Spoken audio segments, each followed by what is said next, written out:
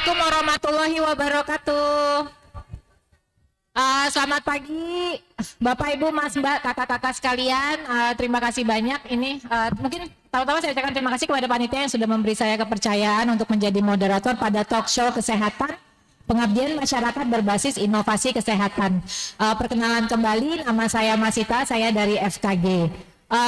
Kita langsung saja mungkin ya, saya ingin mengundang para narasumber kita pada pagi hari ini, kepada Nurse Syamika, Dr. Benso, Dr. Imelda, Pak Adila Alfa, silakan Pak ke panggung dulu Pak.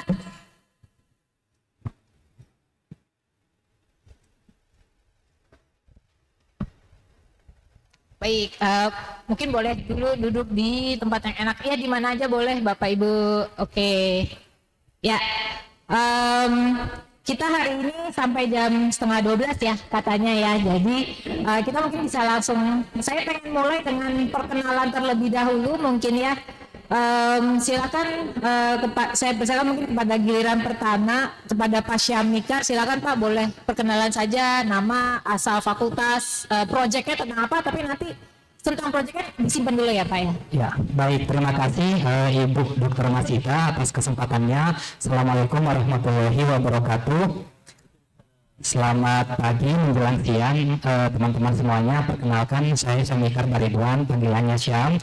Kami dari Fakultas Ilmu Keperawatan Universitas Indonesia yang alhamdulillah telah melaksanakan sebuah proyek inovasi berbasis kesehatan kaitannya dengan pengendalian stunting di Nusa Tenggara Barat, tepatnya di Kecamatan Corowaru, Kabupaten Lombok Timur gitu. Oke. Terima kasih. Oh ya, terima kasih Pak Syam, seru ya. Tadi tentang stunting tadi di kampung di NTT ya Pak ya. NTB, oh ya, malah NTB. Oke Pak. Ini saya pengen banget dengar ceritanya, tapi mungkin kita perkenalan lagi, lanjut lagi kepada Dr. Benso. Silakan Dr. Benso. Oke, baik, mohon izin. Assalamualaikum warahmatullahi wabarakatuh. Selamat pagi, salam sejahtera untuk kita semua. Nama saya Benso, saya dari FKG.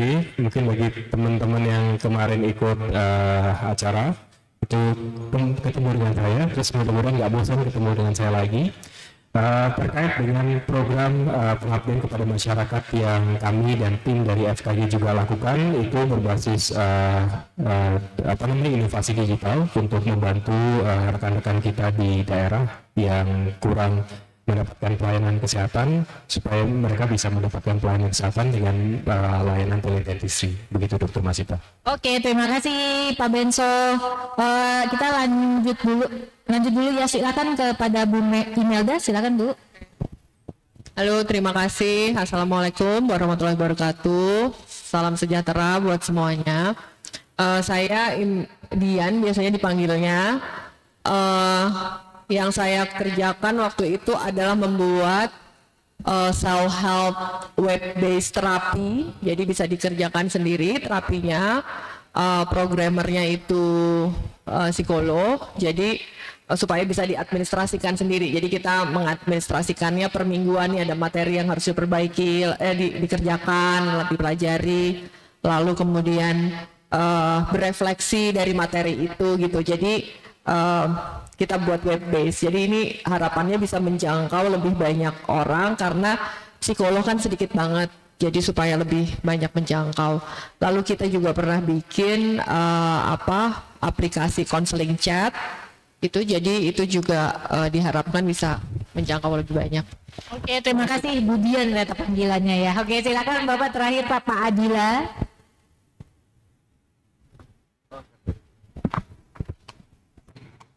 Oke, baik. Assalamualaikum warahmatullahi wabarakatuh. Selamat pagi Bapak Ibu dan juga yang hadir di tempat ini. Perkenalkan, nama saya Adila Alfa Kusnadi, dipanggil Adila, dari Fakultas Ilmu Komputer UI Fasilkom. Mungkin sedikit berbeda dengan para narasumber yang lain. Kalau saya karena mewakili Fasilkom sebenarnya terkait dengan pengabdian masyarakat di bidang kesehatan, kami biasanya berperan lebih sebagai support atau enabler begitu. Jadi ada aplikasi-aplikasi yang dengan keahlian yang ada di Fasilkom itu bisa dikembangkan tentunya. Secara pribadi kegiatan kami terkait kesehatan yang pernah saya terlibat itu waktu ada masih COVID, ke pengembangan isolasi info ya, aplikasi untuk informasi dan juga self help sebenarnya untuk orang-orang yang sedang menjalani isolasi. Tapi di luar itu memang ada beberapa proyek riset juga dari saya yang sangat terkait dengan bidang kesehatan yang sebenarnya bisa juga nanti diarahkan ke di masyarakat. Mungkin itu dulu barangkali. Ya, terima kasih atas perkenalan dari narasumber nih. Memang benang merahnya hari ini tadi teknologi sama kesehatan, teknologi, kesehatan dan inovasi ya untuk masyarakat ya. Ini memang saya merasa kayak booming. Memang beberapa tahun terakhir Indonesia sudah booming ya tentang teknologi, banyak startup, kita sudah tahu banyak perusahaan yang memudahkan hidup kita lah.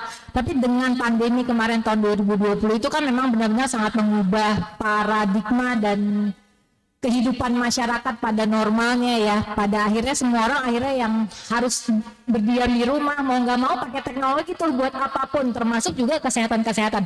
Jadi ini memang dan sekarang kita ada 2023, kayaknya udah banyak banget inovasi-inovasinya. Baik, mungkin sekarang kita bisa lanjut, boleh diceritakan lebih detail ya Bapak Ibu nanti tentang inovasi-inovasi yang sudah dilaksanakan. Kita mulai dulu, mungkin boleh dari Pak Syamikar, silakan Pak, boleh. Waktunya mungkin sekitar 10-15 menit ya Pak ya. Oke, baik. Terima kasih Dr. Imelda Dr. Masita atas kesempatannya. Izin menyampaikan apa yang telah kami lakukan dalam kegiatan pengabdian masyarakat ini di Kabupaten Lombok Timur, Nusa Tenggara Barat, kaitannya dengan pengendalian stunting. Jadi sebetulnya kegiatan ini merupakan kegiatan ekspansi dokter dari kegiatan tahun sebelumnya. Di tahun sebelumnya alhamdulillah kita mendapatkan pendanaan juga dari Direktorat Pengabdian Masyarakat untuk pengendalian stunting yang levelnya lebih kecil di satu desa namanya Desa Batu Nampar Selatan di tahun 2022. Dari situ kemudian dievaluasi, ternyata memiliki impact yang positif dan juga memiliki kontribusi yang lumayan besar terhadap peningkatan kesehatan masyarakat di desa tersebut, sehingga kita berdiskusi bagaimana kalau kegiatan ini diekspansi di wilayah yang lebih luas, yakni dalam konteks kecamatan. Jadi kita melakukan di Kecamatan Jerowaru, salah satu kecamatan di Lombok Timur yang angka kejadian stunting itu terbanyak kedua gitu ya di Lombok Timur. Kenapa kita pilih Lombok Timur? Karena Lombok Timur ini salah satu kabupaten yang menjadi lokus penanganan stunting. Dari banyaknya lokasi-lokasi yang memang menjadi prioritas intervensi. Apa yang kami lakukan, tentu pendekatan yang kami lakukan adalah pendekatan asuhan keperawatan, karena kami dari Fakultas Ilmu Keperawatan, dan kami bertim ya, tidak sendiri, saya bersama beberapa dosen juga lainnya yang seharusnya berada di sini. Ada Dr. Fajar yang menjadi ketua pengusul, kemudian Ibu Dr. Nani yang juga menjadi bagian dari tim, kemudian beberapa mahasiswa dan alumni. Kemudian apa yang kami lakukan, jadi fokus kami adalah pengendalian stunting berbasis masyarakat. Bagaimana kita mengendalikan stunting ini kaitannya dengan perubahan perilaku. Ada 3 fokus utama yang kita coba beri pendekatan. Yang pertama, kita menyasar ibu hamil dan ibu yang memiliki anak balita. Itu yang pertama menjadi sasaran kami dalam pengendalian stunting. Kemudian yang kedua, tidak sampai di situ, kami juga karena ini stunting kaitannya tidak hanya ibu hamil, tidak hanya ibu dengan balita, tetapi juga mempersiapkan generasi yang siap menjadi ibu gitu ya, para remaja-remaja putri. Jadi kita juga menyasar remaja putri untuk bisa mengetahui atau memberikan pemahaman kepada mereka bagaimana menjaga status kesehatan sehingga risiko stunting pada saat mereka mungkin akan menjadi ibu gitu ya, atau melangsungkan pernikahan bisa lebih siap. Dan terakhir kami menyasar kader kesehatan yang bagian penting juga dari pelayanan kesehatan yang ada di komunitas, karena kader kesehatan bagaimanapun juga beliau adalah partner atau mitra puskesmas yang mengetahui secara karakteristik wilayahnya, sehingga kader kesehatan ini perlu juga diberikan peningkatan kapasitas untuk bagaimana kemudian kader ini memiliki kemampuan dalam deteksi dini resiko stunting pada balita yang ada di wilayahnya masing-masing. Nah, boleh dilanjut mungkin ya. Yang pertama mengenai ibu hamil dan juga ibu yang memiliki balita, kegiatan yang kami lakukan adalah kegiatan rempah lombok. Rempah lombok itu sebetulnya satu inovasi yang menyusun sebuah menu makanan yang berbahan dasar bahan dasar makanannya yang bisa ditemukan di wilayah Lombok. Artinya kita berusaha melakukan pendekatan kearifan lokal, bagaimana bahan-bahan makanan yang bisa dijumpai atau ditemukan dengan mudah di wilayah Lombok Timur itu dijadikan sebuah menu yang menyehatkan dan juga bisa memiliki nutrisi yang baik. Nah, karena kaitannya dengan pemberian makanan tambahan, sehingga kita melatih ibu hamil dan juga ibu yang memiliki balita untuk menyusun sebuah menu sesuai dengan umur dari balitanya, karena bagaimanapun juga setiap jenjang umur atau tingkat usia di balita itu memiliki konsistensi makanan yang berbeda-beda. Contoh misalnya di usia 6 bulan sampai 9 bulan itu tentu akan berbeda konsistensi makanannya di usia 9 sampai 12 bulan ataupun seterusnya, sehingga itu yang coba kita lakukan pendekatan bagaimana melatih atau mengajarkan ibu hamil dan ibu balita dalam menyusun menu makanan disesuaikan dengan usianya. Nah, yang menariknya karena kita bentuknya sebuah Dokter Masita mungkin pernah mendengar atau menonton Master Chef ya, bagaimana peserta diberikan kesempatan untuk mengambil makanan yang disediakan kemudian diolah menjadi sebuah makanan. Nah, konsep itulah yang kami coba replikasi. Jadi kita menyediakan bahan-bahan yang bisa ditemukan di Lombok Timur, kemudian ada sesi di mana mereka akan mengambil makanan itu kemudian disajikan dalam bentuk menu yang sesuai dengan kasus yang ditemukan. Kalau sesuai kasus yang diberikan, ada kasus yang anak balita usia 6 sampai 9 bulan dan seterusnya. Tidak sampai di situ, keesokan harinya karena ada 3 kegiatan, kita mengundang laskar remaja, bahasanya. Kita mengundang laskar remaja perwakilan di setiap SMA dan SMP yang nantinya mereka akan menjadi agen perubahan atau agent of change di tempat sekolahnya masing-masing. Jadi mereka kita undang, kemudian kita coba berikan pendekatan edukatif, dan juga kita membuat satu prototipe atau prototipe mengenai laskar cegah stunting untuk remaja gitu ya. Nah, di dalam prototipe itu karena bentuknya memang sederhana, lebih ke pendekatan edukasi, bagaimana apa itu stunting, kemudian kaitannya stunting dengan remaja, sampai pada informasi mengenai anemia pada remaja, karena anemia salah satu faktor resiko juga kejadian stunting ketika mereka sudah berkeluarga atau memiliki anak. Kemudian di waktu yang sama juga kita melakukan pendekatan peningkatan kapasitas kader kesehatan. Jadi kita melibatkan kader, kemudian kita latih, karena kader ini kan sesuai dengan informasi, sesuai dengan apa yang disampaikan oleh Bapak Presiden, bahwa kader ini adalah individu yang terlatih meskipun tidak memiliki pendidikan formal dalam bidang kesehatan, tapi mereka dipilih untuk bertanggung jawab terhadap layanan kesehatan yang ada di wilayahnya. Sehingga kita coba mengundang kader, kemudian kita melatih menggunakan pendekatan creative learning berbasis kasus. Jadi kita coba memberikan beberapa kasus dalam kaitannya dengan stunting, kemudian kita diskusikan bersama, dibagi menjadi beberapa kelompok, kemudian dia presentasikan kasus tersebut dan inovasi yang mereka akan lakukan ketika menjumpai kasus tersebut di hadapan teman kadernya masing-masing. Sehingga ini harapannya inovasinya dari mereka yang bisa melakukan kegiatan tersebut sesuai dengan visibility-nya. Dan juga kita mencoba menguatkan saja kira-kira aspek apa yang perlu kita tambahkan. Mungkin itu Mbak Dr. Masita atas informasi mengenai pengabdian masyarakat yang kami lakukan. Terima kasih. Terima kasih banyak Pak Syam, ini menarik sekali ya, banyak ide-ide yang sepertinya diberikan kepada masyarakat. Saya penasaran banget, pengen tanya-tanya lagi untuk tahu detailnya, tapi mungkin kita simpen dulu pertanyaan nanti di akhir ya. Terima kasih. Kita lanjut dulu untuk perkenalan inovasi nih. Kalau dari FKG Pak Benso kayak apa nih Pak? Siap, baik, terima kasih Bu Masita. Saya minder tadi dengar dari Pak Pasha, ini kayaknya luar biasa panjang lebar.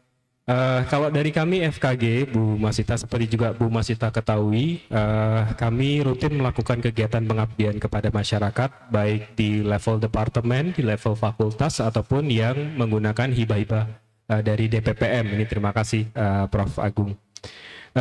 Khususnya untuk terkait dengan teknologi dan juga inovasi seperti tadi yang sudah disampaikan oleh Ibu Masita, kita ketahui bahwa beberapa tahun kebelakangan dengan kondisi pandemi, positif negatifnya ada. Negatifnya kita semua merasakan dampak dari pandemi, tetapi positifnya kita berevolusi, begitu ya. Jadi kalau misalkan dari sisi kami untuk melakukan kegiatan pengabdian kepada masyarakat, kami mencoba melihat kesempatan yang bisa kami berikan. Katakanlah sekarang semua orang, bahkan ya semua masyarakat melek teknologi, itu opportunity yang kami ambil sehingga kami menciptakan suatu apps juga, tadi seperti yang sudah disampaikan, kami beri nama dengan Perio UI Care. Ada kepanjangannya sebenarnya, kalau misalkan yang resmi adalah Perio Universitas Indonesia Care, tetapi kalau kami sering ngobrol dengan mahasiswa, dengan masyarakat, kami bilang Perio UNI Care gitu.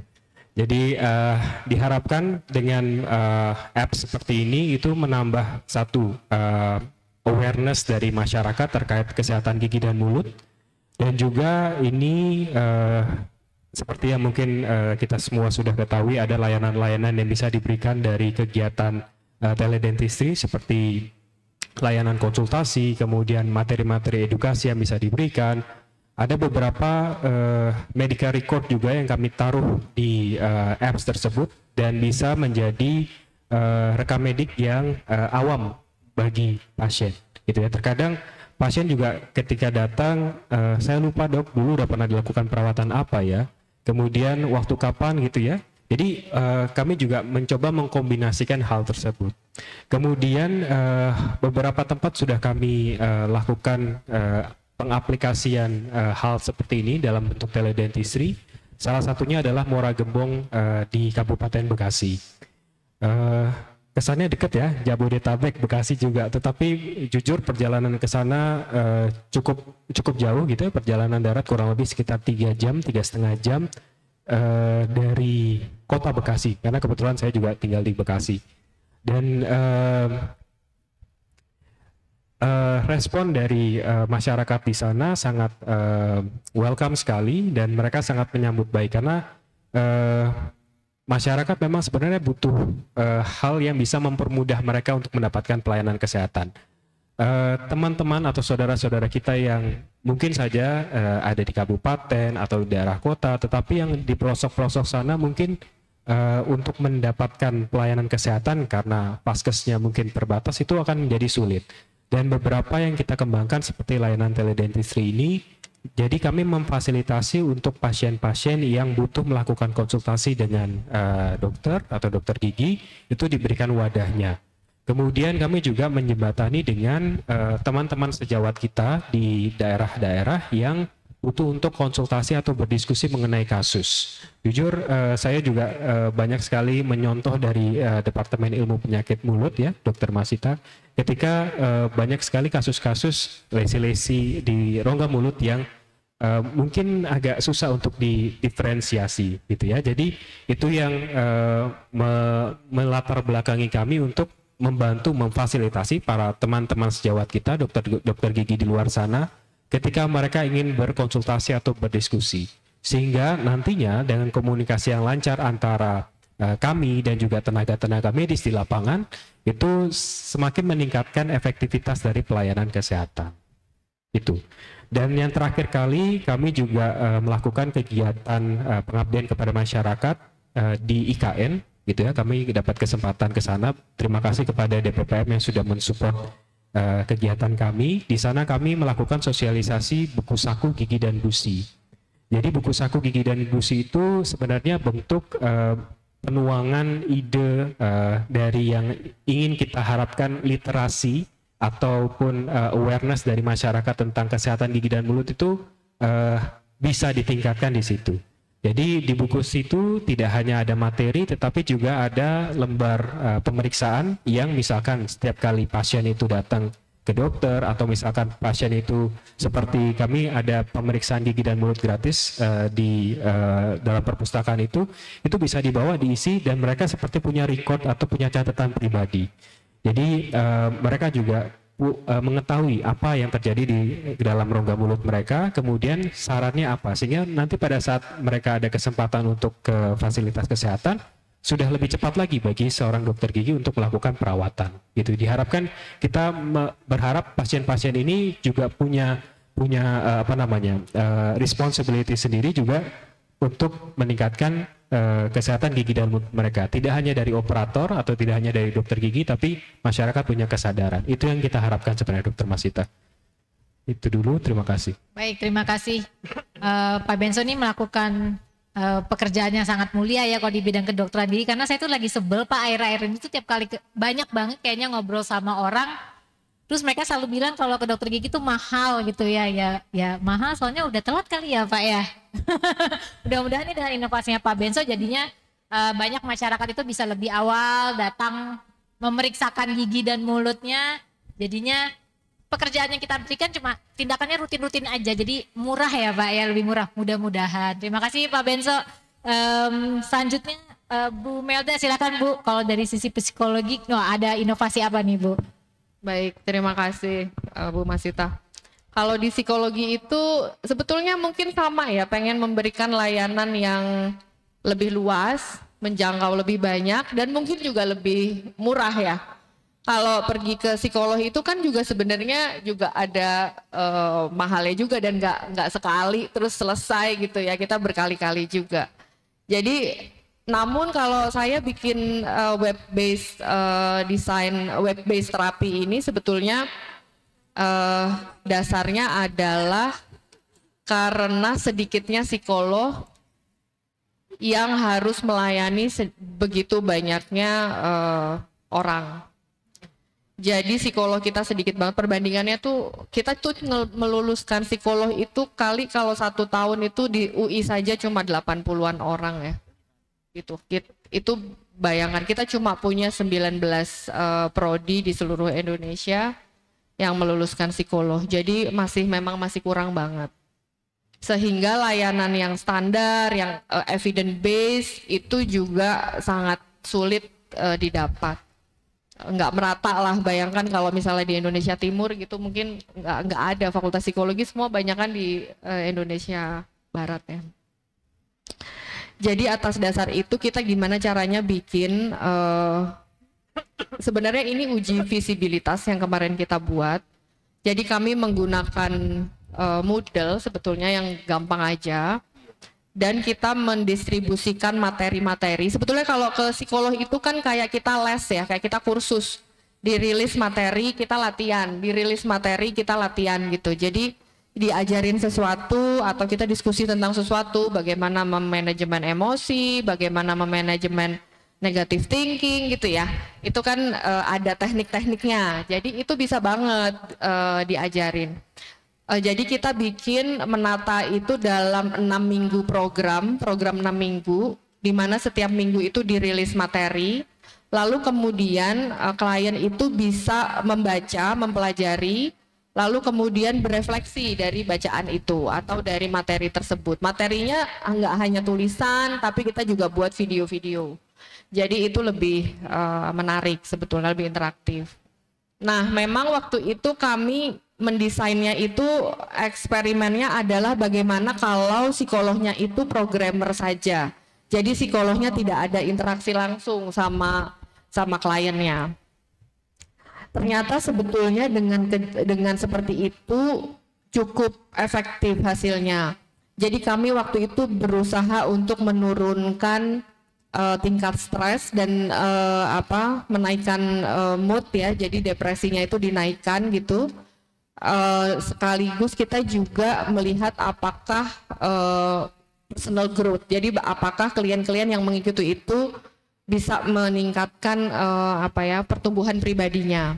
Jadi dari hasil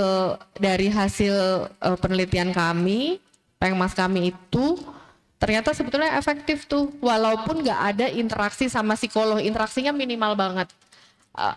Meskipun ada feedbacknya adalah sepertinya mereka tetap pengen ada sesi konsultasi, interaksi. Memang interaksi manusia nggak bisa digantikan ya sama mesin. Jadi namun dari situ sebetulnya kita yakin banget bahwa ini bisa digunakan dan untuk materi apapun.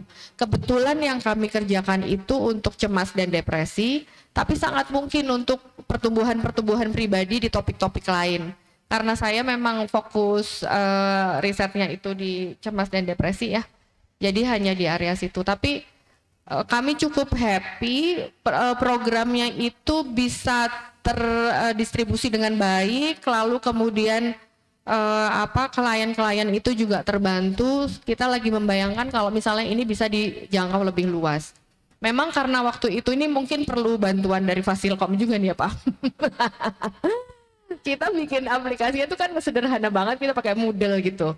Jadi nggak terlalu menarik gitu untuk ini. Mungkin memang kita harus berkolaborasi untuk bikin sesuatu yang lebih menarik, dan tadi saya tertarik banget UI Care gitu. Jadi kayaknya memang kita harus ada di payung yang sama, lalu kemudian bisa kasih ke masyarakat dengan judul yang sama gitu, dengan payung yang sama. Saya kira kayak mungkin seperti itu ya. Oh, waktu itu kami juga bekerja sama dengan Fasilkom juga untuk bikin yang aplikasi chat itu tuh Pak. Jadi kita bikin aplikasi chat karena itu juga waktu itu dibikinnya pas pandemi kalau nggak salah malah. Jadi karena ini gimana caranya praktek, kita nggak ada cara praktek kan ya, karena nggak boleh tatap muka. Jadi saya sama Pak Santo bikin aplikasi chat pakai handphone, sehingga bisa sangat murah dan sangat praktis, sangat mudah diakses. Setiap orang bisa mengakses lewat handphone untuk sesi konsultasi. Kalau ini ada psikolognya, jadi lebih interaktif.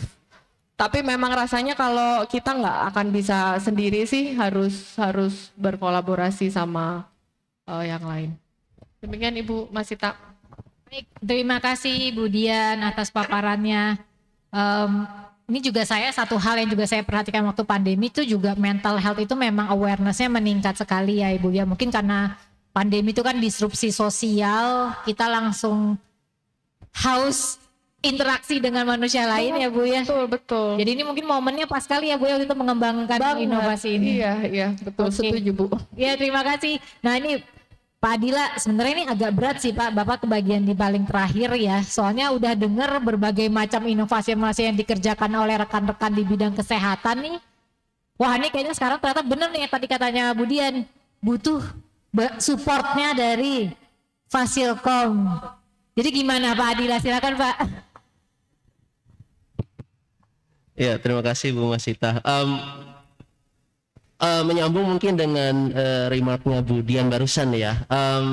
Sebenarnya kalau di Fasilkom memang kalau dalam konteks aplikasi di bidang kesehatan, kami barangkali lebih boleh dibilang tuh lebih seringnya di belakang begitu ya, di belakang layar begitu. Jadi nggak terlalu terlihat gitu. Beberapa hal yang kami kerjakan terkait dengan bidang kesehatan itu semuanya pasti hasil dari kolaborasi. Jadi tidak mungkin kami di Fasilkom mengembangkan sendiri, ya hampir tidak mungkin mengembangkan sendiri karena pengetahuan mengenai ranah aplikasinya ada juga di teman-teman di fakultas lain. Sebagai contoh misalnya isolasi info yang tadi saya sebutkan, waktu itu saya diajak oleh teman-teman dari Fakultas Kedokteran, ada Dr. Dewi Friska dan lain-lain gitu ya. Waktu itu malah sebenarnya inisiatornya mahasiswa, jadi menarik sih sebenarnya. Jadi ada mahasiswa di FK yang kemudian bersama temannya di Fasilkom kemudian berinisiatif saja membuat sesuatu begitu ya. Ketika itu lebih sifatnya untuk edukatif ya. Gimana sih kalau orang isolasi gitu, sebaiknya mesti gimana gitu. Ketika itu kan ketika masih dahsyatnya, lagi dahsyat-dahsyatnya gitu pandemi, banyak orang yang sebenarnya tidak mengetahui sebenarnya mesti ngapain gitu. Jadi di situ di dalam aplikasinya dimuat materi-materi edukasi, termasuk juga diimplementasikan fitur-fitur untuk assessment ya, self assessment. Jadi yang bisa dilakukan secara mandiri dan ringan itu tidak terlalu sulit sebenarnya diimplementasikan. Tapi yang lebih sulit sebenarnya masalah menyambungkan kolaborasinya. Kadang kita memang tidak begitu saja dengan mudah ketemu dengan teman dari fakultas lain langsung nyambung begitu ya sehingga kita bisa buat sesuatu. Tapi yang di Isolasi Info itu berhasil dan sudah kita buat aplikasinya dan ada beberapa sesi informasi kepada masyarakat juga untuk menggunakannya. Nah itu untuk Isolasi Info. Saat ini sih memang karena pandemi ya boleh dikatakan kita sudah melaluinya, sudah lewat, jadi mungkin urgensi untuk menggunakannya tidak lagi ada gitu ya.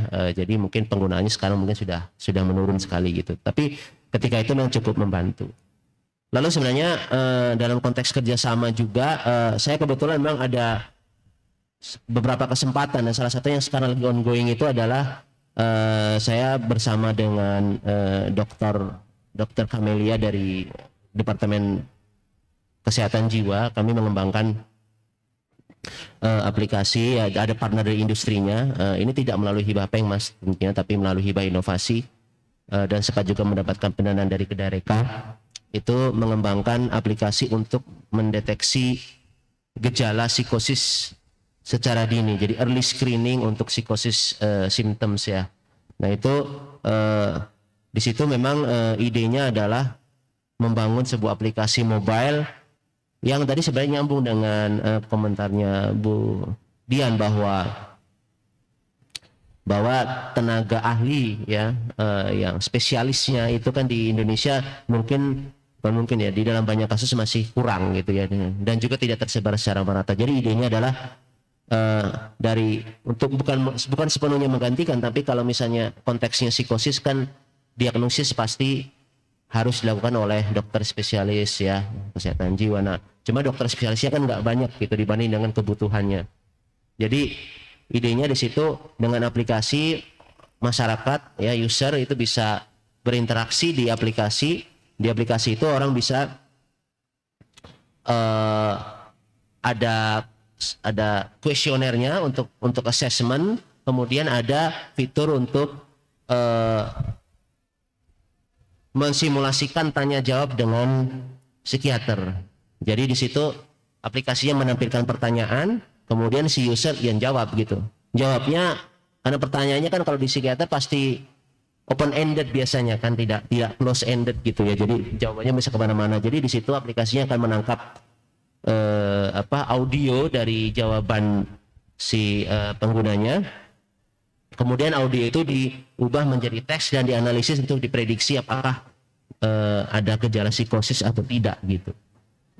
Itu saat ini masih ongoing yang dikembangkan. Jadi kalau ini memang sudah cukup menggunakan teknologi terkini karena dengan artificial intelligence di sana. Dan dari pengalaman kami sebenarnya sih yang pertama di sini aplikasi ini tidak akan terwujud jika tidak ada kerjasama, itu yang pasti. Yang kedua, kalau kita berbicara teknologi, terkadang masalahnya itu apalagi kalau teknologi seperti AI itu kita biasanya nggak punya datanya gitu. Jadi kalau mau bikin solusi itu kesulitan. Jadi akhirnya harus mengambil data yang banyak dan seterusnya. Jadi sekarang kami sekalian menguji cobakan aplikasinya, pergi beberapa ke sekolah, ada sekolah yang kita ajak kerjasama untuk direkam tuh suaranya, kemudian dipakai sebagai data pengembangan aplikasi, tapi juga untuk sekalian mencobakan aplikasinya. Dan ini harapannya sebenarnya bisa menjangkau masyarakat luas. Nah itu apa namanya contoh sebenarnya dengan kolaborasi kita bisa menghasilkan yang banyak. Nah ini barangkali nanti ada peluang-peluang yang lain karena kami dari sisi teknologi sebenarnya lebih ke apa ya, lebih ke ketemu orangnya sih kalau menurut saya ya, ketemu orang yang cocok gitu, karena ini nggak selalu bisa dapat itu masalahnya. Jadi kalau masalah teknologinya sih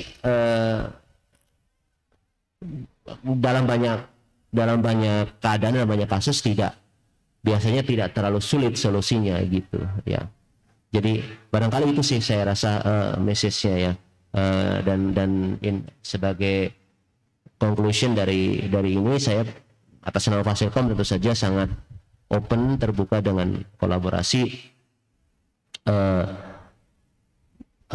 untuk dengan teman-teman dari ranah aplikasinya ya.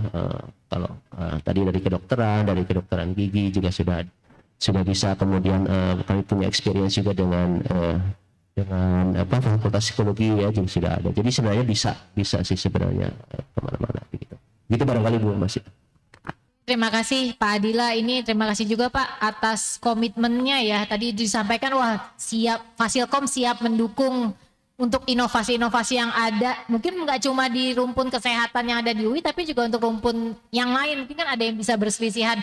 Terima kasih Pak Adila, nih kayaknya di sini saya banyak yang dengar Pak, ini saksinya ada banyak banget sampai direkam juga Pak. Berarti untuk peneliti-peneliti di UI ini silahkan menghubungi Fasilkom.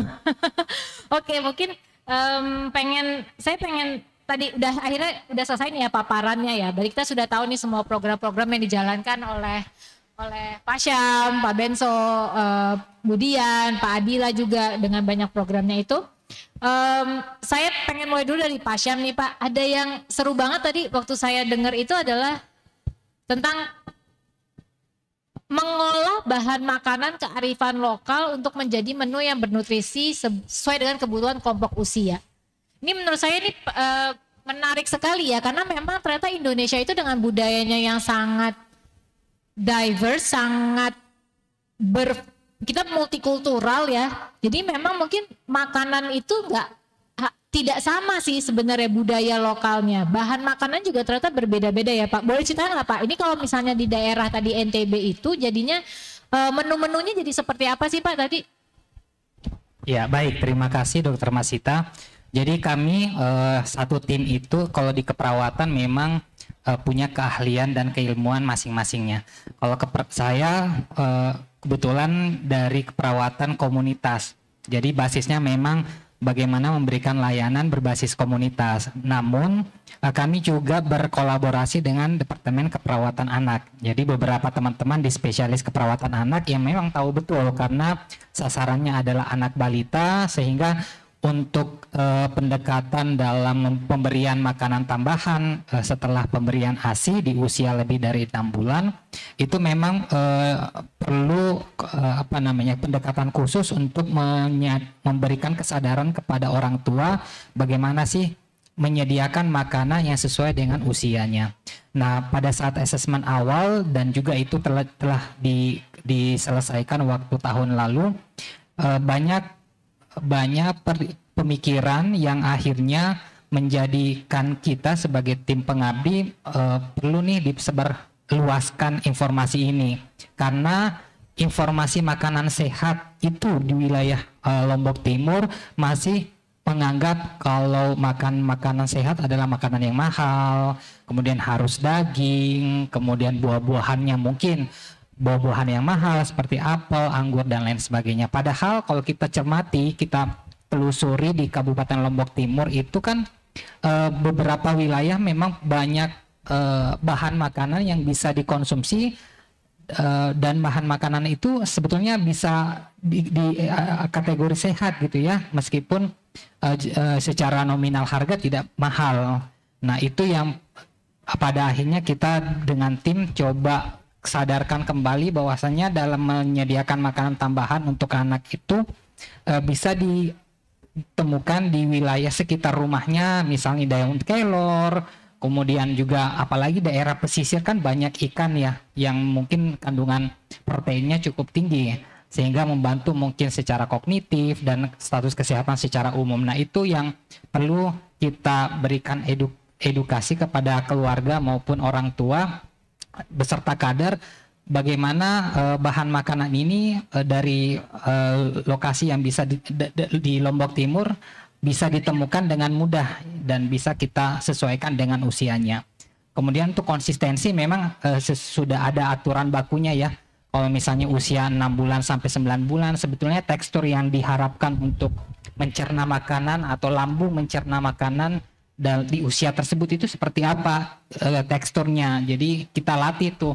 Makanya kita bawa blender, kita bawa alat ulekan untuk memahami oh ternyata untuk usia 6 sampai 9 bulan teksturnya seperti ini Bu. Jadi diberitahu tekstur makanannya ini, kemudian harus ada kandungan dari proteinnya, kemudian dari karbohidratnya sekian, kemudian juga dari sayur-sayuran juga harus lengkap. Sehingga pendekatannya adalah pendekatan gizi seimbang, bukan lagi 4 sehat 5 sempurna.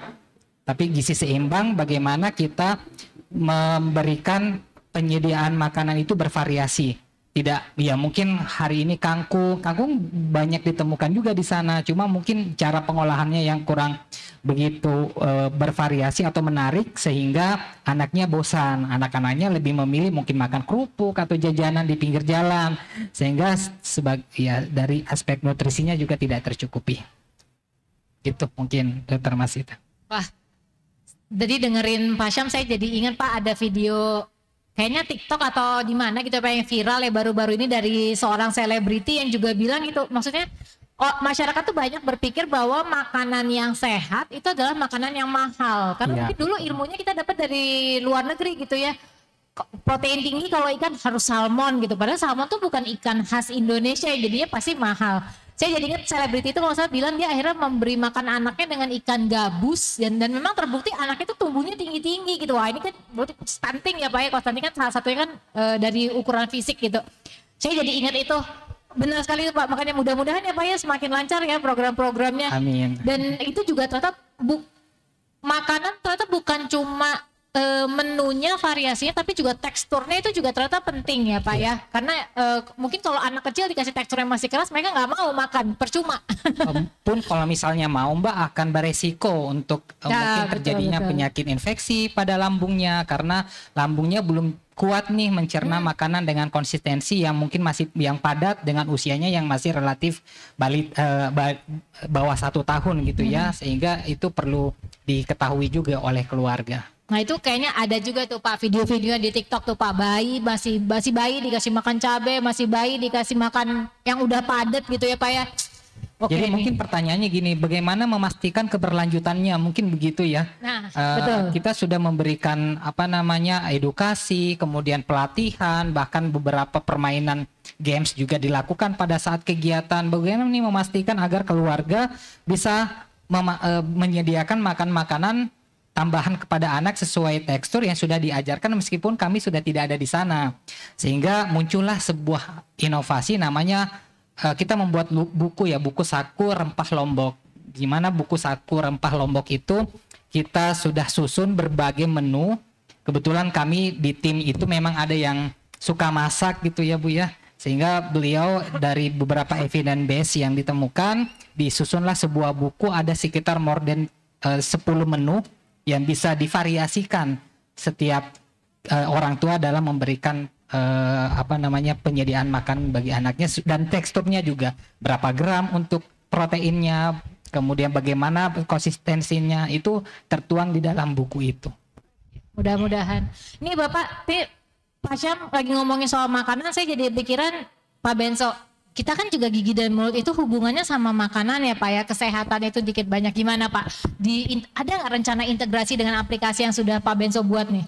Siap, baik, terima kasih Bu Masita. Ini ya pinter ya bridgingnya ya. Saya juga ngeliatin tadi antrian situ luar biasa tuh, udah antriannya banyak. Oh ternyata mie sedap. Terima kasih juga kepada mie sedap yang sudah rutin support kami. Kegiatan Pengmas waktu di Muara Gembong juga mie sedap juga turun, terima kasih. Terus saya lihat juga tadi ibu-ibu di belakang, bapak-bapak, kayaknya asik sekali ya. Nyeruput-nyeruput ya, minyak sedap. Oke. Sponsor ya. Oke, baik. Iya, betul. Jadi begini Dokter Masita, jadi kami di samping kami berikan yang sesuai dengan bidang kami di kesehatan gigi dan mulut, kami juga mencoba mensinergikan dengan bidang-bidang lain kita usahakan. Jadi misalkan kami juga, makanya kenapa tadi saya sebut ada mitra atau sponsor yang mensupport kami dalam hal mungkin pemberian makanan, kemudian kadang juga kami bekerja sama dengan, maaf saya harus sebut di sini, MAI Foundation, Mandiri Amal Insani. Jadi mitra-mitra ini sangat membantu kami. Mereka seringkali mensupport sembako.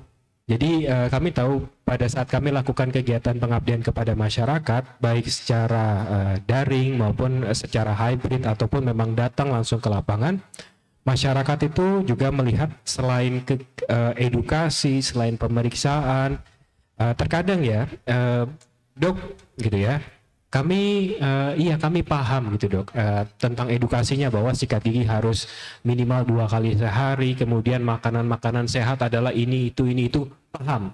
Tetapi terkadang tantangan di lapangan adalah untuk mendapatkan makanan tersebut, atau terkadang dok boro-boro dok saya mikirin makanan untuk saya sehari-hari saja mungkin masih belum cukup gitu. Nah makanya kami juga berusaha bekerja sama dengan mitra ataupun sponsor untuk mensupport kami, kira-kira misalkan dari sembako mungkin bisa diberikan, kemudian beberapa mitra juga mensupport seperti alat buku tulis ya untuk menunjang dari sisi pendidikan juga ya, SDGs 4 itu coba kami kombinasikan semua.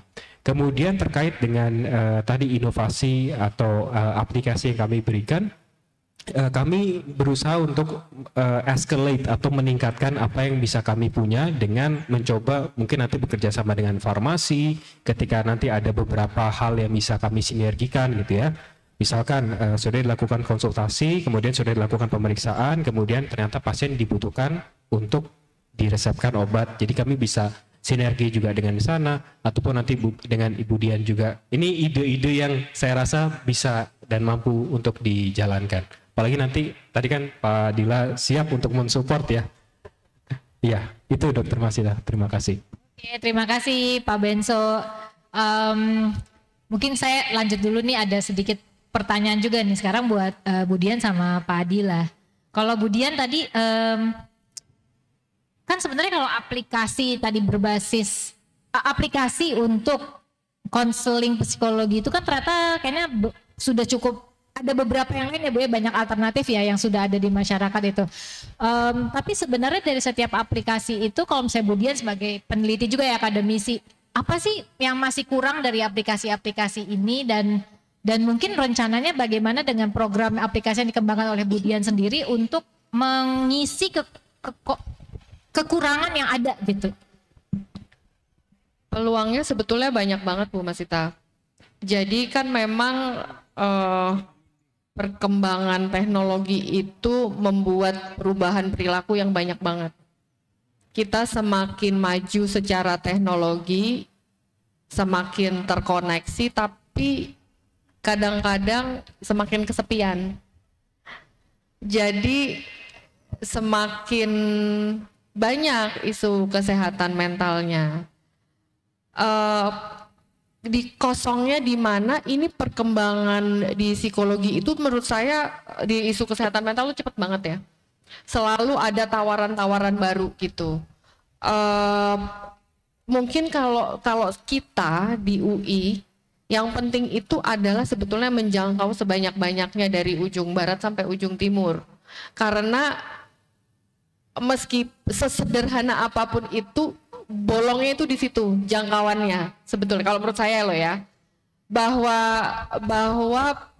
lalu kemudian kalau di tempat-tempat lain misalnya ya para startup itu kan cepet banget menawarkan latihan mindfulness, latihan macam-macam lah ya latihan yang ditawarkan. Kita juga bisa mengadopsi itu sehingga lebih dekat dengan budaya kita. Tadi Bu Masita bilang budaya kita itu banyak banget.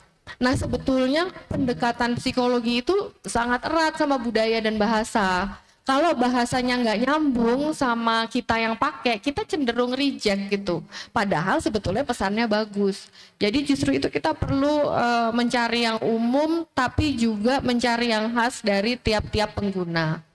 Jadi itu sebetulnya peluangnya. Tapi kalau menurut saya peluang terbesarnya adalah mampu menjangkau aja dulu. Mampu menjangkau dan bisa murah. Karena sejujurnya memang layanan ini sekolahnya kan juga lama dan susah ya. jadi sebetulnya memang dan praktek-praktek kita kan evidence based gitu. Jadi gimana caranya supaya yang evidence based ini tersebar juga, bukan cuma orang banyak ngomong tentang kesehatan mental, tapi ada evidence-nya nggak nih? Banyak untuk memotivasi, banyak memengaruhi, namun ada evidence-nya nggak nih gitu. Jadi sebetulnya kalau dibikin oleh universitas, biasanya pasti kita fokus pada apa yang sudah jadi evidence. Nah, itu yang kita perlu sebar. Nah, sekarang juga kalau gangguan-gangguan itu, tadi Pak Dila kan bilang, bikin tentang psikosis gitu ya, mendeteksi dini psikosis. Saya kira itu yang akan terjadi nanti, bahwa kita akan semakin spesifik. Bantuan apa yang semakin, jadi nggak bisa pukul rata semua. Misalnya yang saya pernah bikin juga tentang kecemasan sosial. Itu strateginya akan berbeda sama kalau misalnya obesitas gitu. Strateginya akan berbeda kalau perubahan perilakunya nanti mengenai misalnya prokrastinasi. Kemarin kita juga lagi bikin tentang prokrastinasi dan juga kita buat gangguan tidur, insomnia. Jadi kita membuat pekan-pekan ya, pertemuan per pekan gitu, yang semuanya sudah didesain. Ini kalau khusus untuk gangguan prokras, kita ngomongnya ini dulu gitu. Kemarin gangguan prokrastinasi itu bagus banget, kita pakai untuk anak UI dulu gitu ya. Tapi itu untuk mahasiswa kita di semester akhir, baik S1 ataupun S2. Wah, itu berat-berat loh Pak. Jadi maksudnya kita senang banget bisa membantu, tapi kemarin itu bentuknya bukan web based, bukan aplikasi. Jadi hanya sangat sedikit karena satu mahasiswa profesi itu megang 5-8 mahasiswa aja gitu, klien. Nah, kalau ini kita akan bikin misalnya nanti jadi aplikasi atau web based, itu pasti bisa menjangkau lebih banyak lagi. Dan saya kira masalah kerahasiaan atau aksesibilitas itu jadi penting. Kita kan kalau pengen bantuan itu ke psikolog itu bisa antriannya, kalau ke BKM itu ngantrinya bisa 2 minggu sampai 3 bulan. Kadang-kadang tiba-tiba udah selesai sendiri atau masalahnya reda gitu. Padahal sebenarnya reda itu bukan berarti beres gitu. Jadi tetap harus dapat bantuan sebetulnya. Nah, karena itu sebetulnya ini bisa masuk, aplikasi ini bisa masuk, atau layanan yang berbasis teknologi ini bisa masuk untuk menunggu sampai bisa dijadwalkan misalnya dengan profesional. Tapi ini peluangnya menurut saya lebih ke menjangkaunya. Gimana menjangkau sebanyak-banyaknya. Kita kan mengejar Indonesia Emas juga ya. Jadi SDM-nya harus sehat mental. Iya, kalau SDM-nya nggak sehat mental gimana ini? Jadi menjangkau sebanyak-banyak, iya, pura-pura sehat. Pura-pura sehat. Nanti lama-lama lelah ya Pak. Burnout. Oke, terima kasih Bu Dian. Nah, ini poin yang pentingnya tadi, bagaimana bisa menjangkau seluas mungkin dan juga tadi murah. Dan untuk ini ya, sebenarnya dengan aplikasi ini tadi bisa menyelesaikan masalah antrian ya Bu ya. Kalau misalnya tenaga profesional sedikit, saya memang perhatiin kayaknya kalau untuk aplikasi atau tindakan kesehatan berbasis teknologi ini memang berkembang banyaknya itu memang di negara-negara yang kayak Australia. Itu kan mereka ada hambatan dari jarak, karena ternyata mereka cuma hidup di pesisirnya saja, padahal itu benua yang sangat besar gitu ya. Terus di Inggris juga kemarin saya dengar isunya kalau dokter gigi di sana tuh juga lagi sedikit dan antriannya luar biasa panjang, dan makanya tuh mereka butuh teledentistry misalnya seperti itu. Jadi memang jangkauan ini jadi masalah yang utama ya, betul ya. Nah Pak Adila gimana Pak jadinya? Dari teknologi bisa nggak Pak dibikin shortcut lagi nih Pak untuk jangkauan nih Pak? Ini pertanyaannya berat nih Bu Masita ya. Mungkin kalau di Indonesia barangkali ya, kalau kita bicara Indonesia, permasalahan kita atau tantangan yang kita hadapi adalah jarak itu tantangan yang pertama. Tapi juga jumlah tenaganya itu juga menjadi tantangan. Nah, saya rasa solusinya tidak mungkin hanya teknologi sebagai solusi. Pasti ada gabungan antara teknologi dengan people gitu ya, dengan orangnya gitu. Jadi sebenarnya dari sisi teknologi, kalau kita mengembangkan aplikasi entah itu berbasis web kah atau berupa app, itu barangkali hanya satu kepingan dari puzzle yang besar gitu ya. Jadi app itu kalau kita sudah buat misalnya begitu ya, problemnya justru setelah itu gitu ya, tantangannya lebih besar setelah itu. Pertama kita mesti memastikan bahwa apa yang kita buat itu dipakai. Itu tidak mudah gitu ya. Kita bisa saja misalnya membuat program sosialisasi, edukasi, tapi itu tidak otomatis karena ada banyak sekali faktor yang bisa mendorong seseorang untuk menggunakan solusi berbasis teknologi gitu. Itu yang rasanya kompleks dan kasus per kasus atau problem per problem itu bisa berbeda-beda. Kemudian setelah ada yang menggunakan, berikutnya adalah problemnya sebenarnya challenge-nya adalah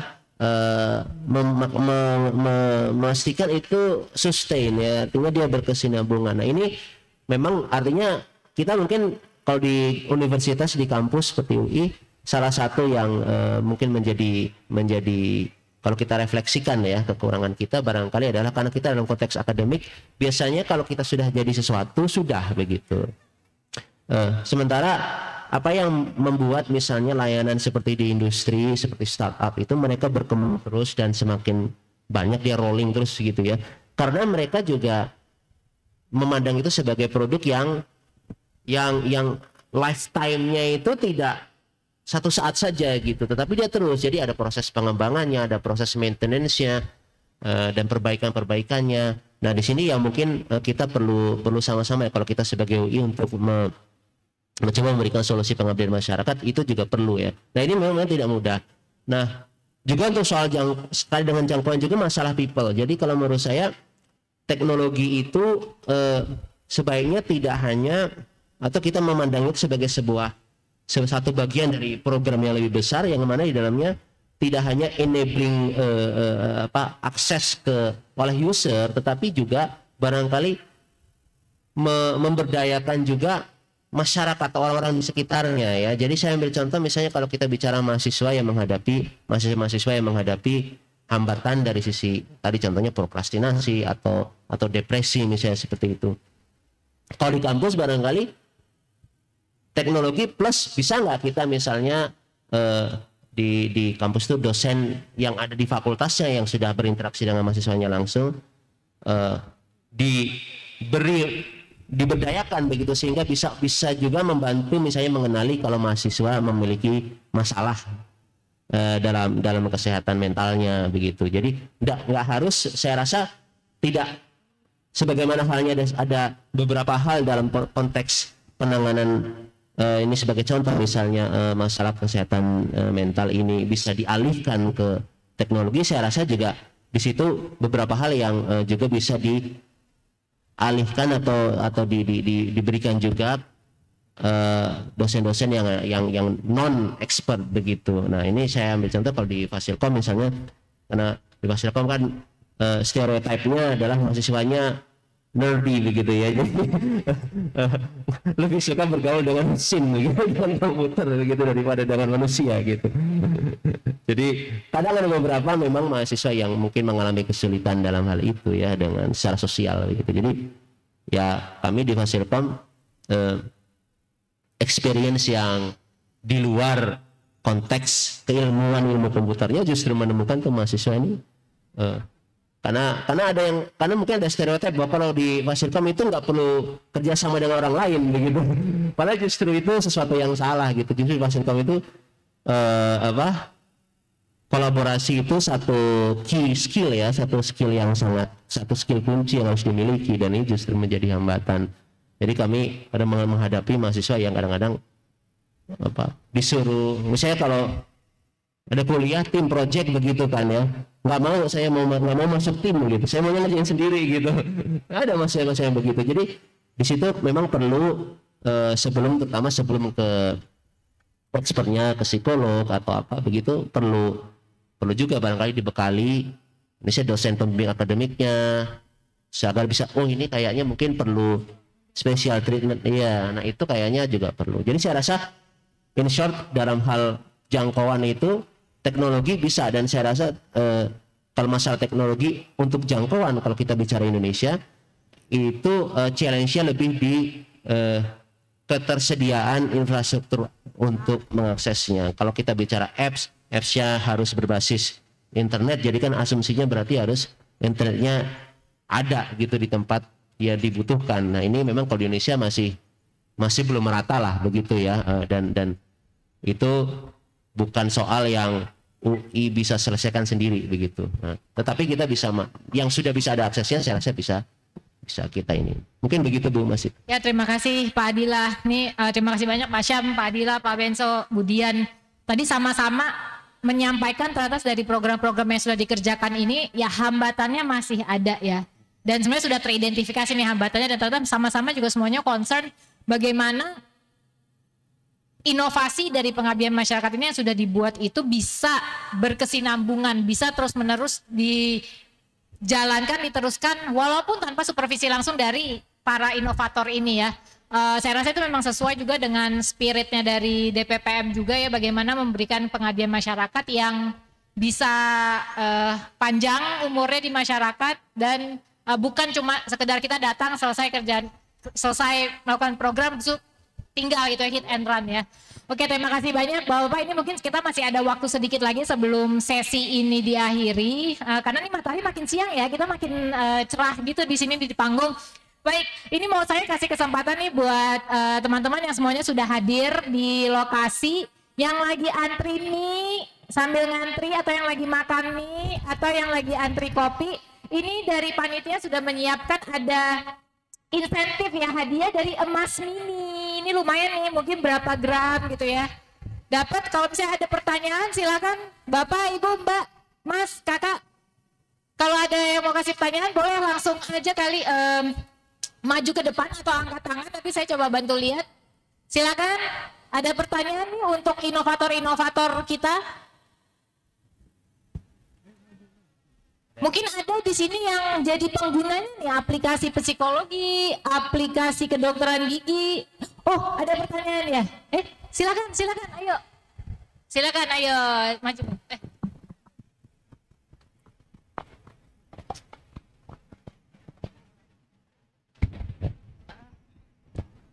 Boleh sebutin nama, terus asal dari mana? Selamat siang, terima kasih para narasumber atas pemaparannya yang sangat baik. Perkenalkan, nama saya Tasya dari Fakultas Ilmu Administrasi. Jadi tuh saya bertanya tentang kesehatan gigi. Sebelumnya saya tadi udah cek gigi di dalam di perpusat. Nah itu tuh saya hasilnya gigi saya tuh ada beberapa yang harus ditambal. Karena saya rencana pengen pasang kawat gigi kan. Nah pertanyaan saya itu bagaimana kita mengetahui bahwa saat pemeriksaan gigi yang ditambal itu tidak menimbulkan efek samping atas kesehatan nantinya gitu. Bagaimana Pak? Sudah jelas Pak? Silakan, mungkin Dokter Benso boleh langsung jawab. Boleh, baik, terima kasih. Izin menjawab, berarti ini lebih ke arah konsultasi begitu ya. Jadi Betul. Kegiatan yang kami lakukan itu tidak hanya materi edukasi, tidak hanya lakukan pemeriksaan dan tindakan, tetapi juga konsultasi. Jadi ini suatu hal yang sebenarnya mungkin kalau misalkan kita tidak hadir secara langsung, ini bisa dibantu melalui aplikasi, begitu Dokter Masita. Nah, hal yang sifatnya spesifik seperti ini memang kan tadi sudah dilakukan pemeriksaan. Nah, dari pemeriksaan tersebut memang ada beberapa rekomendasi. Misalkan kalau giginya ada yang bermasalah, seperti yang prevalensinya paling banyak sekali adalah penyakit gigi berlubang atau karies gigi. Nah, kalau dari sisi kami, dokter gigi itu pasti menyarankan selama giginya masih bisa dilakukan perawatan atau penambalan, itu dilakukan penambalan. Begitu ya, daripada giginya seperti tadi Dokter Masita bilang, terkadang sudah datang ke dokter gigi itu kondisinya sudah lumayan agak parah gitu ya, sehingga perawatan pun yang tadinya mungkin bisa 1 kali kunjungan selesai jadi beberapa kali kunjungan. Jadi memang tetap kalau untuk tindakan atau pelayanan atau pengobatan atau perawatan gigi itu harus dilakukan, harus datang ke tempat pelayanan kesehatan. Bisa di sini mungkin rekan-rekan di sini bisa datang ke RSUI, kemudian ke PKM juga bisa ya, Pusat Kesehatan Mahasiswa, kemudian di Salemba juga ada, dan beberapa layanan kesehatan lain juga memungkinkan. Kemudian side effect dari gigi berlubang yang dibiarkan itu bisa berdampak pada infeksi. Jadi infeksi, kalau kamu bayangkan ada infeksi, ada peradangan di situ, terus ada pembuluh darah, nah bisa tuh toksin-toksin atau kuman-kuman bakteri itu masuk ke sana, terus menyebabkan kondisi yang sifatnya sistemik atau ke seluruh tubuh. Nah itu yang kita harapkan itu bisa ditangani sejak awal. Ya, kemudian untuk perawatan kawat gigi dan perawatan-perawatan yang lain itu lebih advance lagi. Jadi dituntaskan dulu permasalahan mengenai lubang pada gigi, permasalahan pada gusi, baru kita lanjut ke perawatan kawat gigi. Izin bertanya lagi Pak, kalau misalnya saya nanti udah tambal, kalau saya menimbulkan efek samping seperti sakit kepala, terus migrain, sakit kepala sebelah, itu bagaimana ya Pak? Sakit kepalanya bukan karena mau ujian ya. Oke, jadi beberapa kasus di mana lubangnya cukup dalam, sudah dekat dengan syaraf gigi, memang tidak bisa dilakukan penambalan yang tadi saya bilang 1 kali kunjungan selesai. Butuh dilakukan perawatan lebih lanjut, yaitu perawatan saluran akar. Jadi sarafnya dibersihkan supaya tidak ada infeksi yang nanti berdampak ke syaraf. Gitu. Baik, terima kasih ya Pak. Mudah-mudahan berkenan ya. Iya. Baik, terima kasih. Terima kasih ya, pertanyaan tadi namanya siapa? Tasya. Tasya ya, oke, boleh Tasya boleh kembali dulu ya. Nah, silakan, masih ada waktu nih kita untuk pertanyaan-pertanyaan dari panitia, atau udah nyiapin banyak hadiah ya untuk yang bertanya. Silakan, oke Cio, ini diantar ya, silakan. Boleh sebutkan tadi namanya, asalnya dari mana, terus pertanyaannya buat siapa? Sebelumnya perkenalkan, nama saya Natalia, saya dari FIB. Saya tertarik dengan inovasi perkembangan dari FIK tadi dari Pak Fajar. Kebetulan Pak saya juga berasal dari Lombok, jadi saya tertarik bertanya lebih lanjut mengenai ada nggak sih kesulitan-kesulitan yang dihadapi pada saat terjun langsung ke lapangan. Jadi mungkin maksudnya tuh kan tadi di wilayah Jerowaru itu di Lombok Timur bagian selatan ya Pak.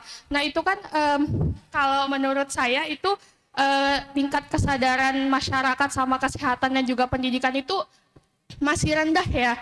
Nah itu kesulitan dalam terjun langsung itu mungkin lebih ke respon masyarakat itu bagaimana? Itu seperti itu pertanyaan saya Pak. Terima kasih.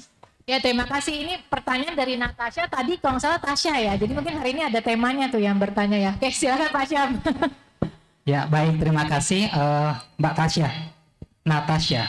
Oh ya, terima kasih Mbak Natasha atas pertanyaannya. Menanggapi hal tersebut, sebetulnya memang pada saat asesmen awal, kenapa kita memilih wilayah sana, karena tingkat pendidikan yang masih dalam kategori rendah ya di sana, sehingga salah satu justifikasi kenapa pada akhirnya kita memilih wilayah tersebut. Tantangan berikutnya memang dari kesadaran masyarakatnya. Mungkin tidak hanya di Jerowaru ya, mungkin di beberapa tempat lain kalau misalnya ada sosialisasi atau apapun itu yang sifatnya edukatif, kalau tidak ada embel-embel bantuan itu agak sulit memang untuk menyadarkan atau mengikutkan masyarakat itu. Apa yang ya itu salah satu tantangan. Kemudian tantangan berikutnya lebih ke arah memang masalah teknologi ya, karena memang penggunaan teknologi di wilayah-wilayah timur, tengah gitu masih kesadarannya masih sangat rendah. Apalagi kita membawa misi bagaimana menghadirkan satu prototipe yang bisa digunakan dan diakses oleh masyarakat tersebut. Nah, berkaitan dengan tantangan tersebut, memang perubahan perilaku itu bukan hal yang mudah. Kita butuh terus-menerus memberikan keyakinan kepada mereka, dan satu hal yang kami lakukan adalah upaya advokasi yang terus-menerus kita lakukan. Karena bagaimanapun juga kalau di lokasi wilayah terpencil ataupun pedesaan, yang dihormati adalah tokoh kunci atau kepala kampung atau ya kepala desa, siapapun itu yang memang punya pengaruh yang luar biasa dalam menggerakkan masyarakat di wilayah setempat. Karena jadi pendekatan dalam memberikan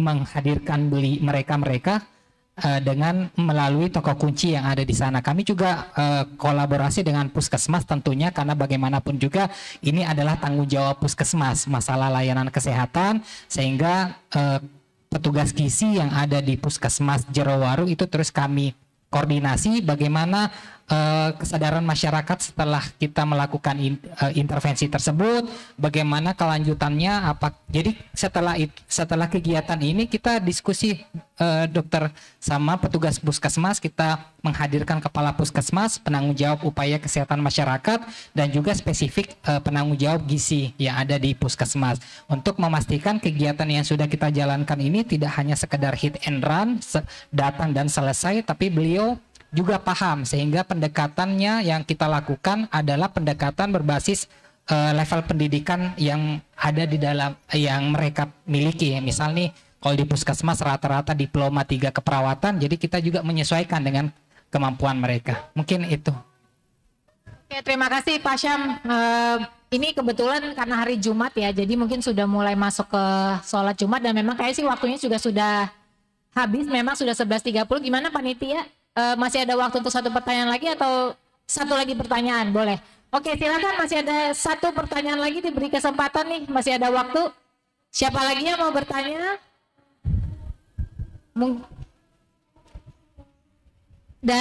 Masih ada. Oh, ada pertanyaan. Silakan. Selamat siang, saya Dia dari Risbang. Ingin bertanya. Jadi kan ini sebagian besar tentang aplikasi kesehatan. Nah, jika bilangnya pasiennya sudah menggunakan aplikasi tersebut dan ternyata membutuhkan rujukan atau bertemu langsung dengan ahlinya, apakah dari aplikasi tersebut bisa langsung dirujuk atau memulai semua dari nol, bertemu, cari dokter baru atau cari ahli baru seperti itu? Terima kasih. Oke, terima kasih Mbak Dia atas pertanyaan ini. Saya rasa mungkin Pak Benso atau Bu Dian ya bisa menjawab ya. Nih, silakan. Oke, baik. Ya, izin mungkin saya singkat padat, mudah-mudahan jelas. Jadi begini, dari aplikasi atau dari buku saku yang tadi saya katakan, pasti akan ada rekomendasi sama seperti yang kami lakukan di sini. Jadi sudah dilakukan pemeriksaan atau misalkan dari hasil konsultasi butuh untuk penanganan, itu pasti akan ada rekomendasi. Nah, rekomendasi itu yang nanti dibawa untuk pasien mendapatkan pelayanan. Jadi terkadang kalau misalkan belum ada rujukan, jadi pasien akan datang, kemudian kita ada sebutannya adalah klinik distribusi atau kita screening dulu. Pasiennya butuh kemana sih diarahkannya. Nah, dengan sudah ada rujukan itu akan jauh lebih cepat. Dari resepsionis, tahu bahwa ini butuh untuk katakanlah tadi penambalan, katakanlah pencabutan, atau ini butuh untuk ke bedah mulut, begitu. Jadi kita potong beberapa step dengan cara dari situ sudah ada rujukannya, gitu deh. Jadi nggak membuang-buang waktu. Dan itu pasti bisa dilakukan. Ya, mungkin dari Bu Dian mau tambah, silakan Bu. Baik, terima kasih Pak Benso.